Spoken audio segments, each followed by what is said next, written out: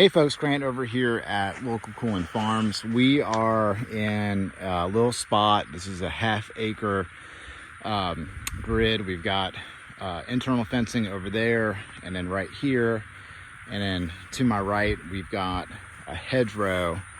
And this is a third of this L-shaped paddock. We're kind of in the boot of the L right now.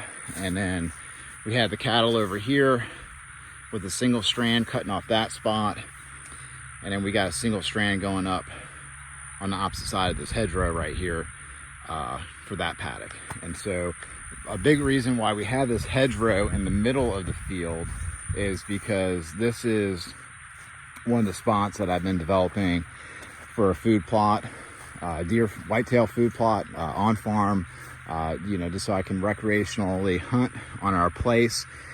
Southeastern Louisiana in this section, no trophy deer run around here. This is a, just kind of get some venison in the freezer approach. And so, this spot was really awful, super thick with saplings, and the soil was really poor. And so we've been grazing on it for years, and it's really coming along. We did a heavy spread of compost on it last year. And we're really happy with the results. So what we're doing now is we actually spread beans on the area, and then they've been growing up for a while, and then we're grazing the cattle on it. So this is one of the bean plants right here. The cattle are actually going to completely devour this. We just put them in here yesterday afternoon, and there's only the rest by this evening, the cattle will have gone through the majority of the beans. We'll check on them in the morning, see where they're at, and we're going to move them. We've got rain coming in another 2 days, and so as soon as the cattle are out tomorrow, I'm coming in here with the hand crank seeder, and I am putting out daikon radish, purple top turnip, and balanza clover mix. It's a half an acre, so we're only going to put out about 9 pounds of a total seed in this spot. And one reason that we're doing it is perfect timing with the cattle. So the cattle are in here manuring and urinating. They're eating all of the bean sprouts that I already put out, and their hoof action is really opening up the soil, creating a really nice seed bed. And so we're not going to do any further prep other than broadcasting the seed in the spot. And then we just gave them some more mineral, which is 50% kelp meal and 50% red mint salt. So that's what they're eating on right now. So that's what we're doing in the spot.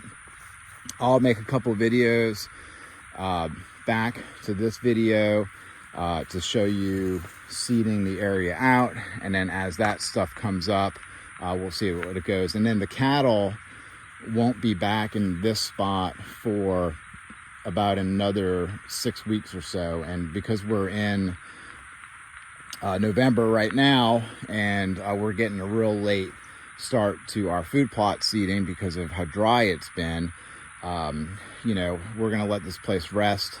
Hopefully we'll get deer flown back through it next month for December, and then gun season ends for us in January. So worst case scenario, what we'll do is that we'll graze those paddocks, and we're actually going to put some rye, just some annual ryegrass in those areas. And then after the cattle graze, if it's still hunting season and I hadn't gotten anything, we're just going to exit the cattle right out, bypass this little half-acre area, so we retain this as a food plot.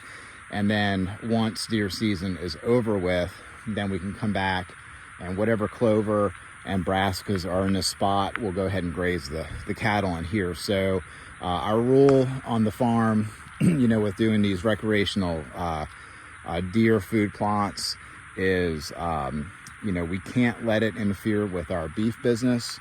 But if we can create symbiotic relationship with the food plots and the grazing, then we're going to do that. And that way, all the effort that we put into the food plot is not going to be done in vain. Even if we don't get any deer, we've improved this area dramatically, and it'll be ready to do some really nice grazing for the cattle in this spot. So, so you know, for those who find this kind of tinkering interesting, we've got our deer camera right there, trail camera, and then I've got a deer stand. You can see the roof line right there, so it's up over there. We're really looking forward to developing better hunting in here. As these pines get a little bit bigger, we'll be able to start putting some tree stands out and just become a lot more adaptable with our hunting here on the farm. And again, it's only recreational fun that we can overlap along with the grazing of the goats and grazing of the cattle. So that's what's going on over here at Local Cooling Farms today. Y'all have a good one.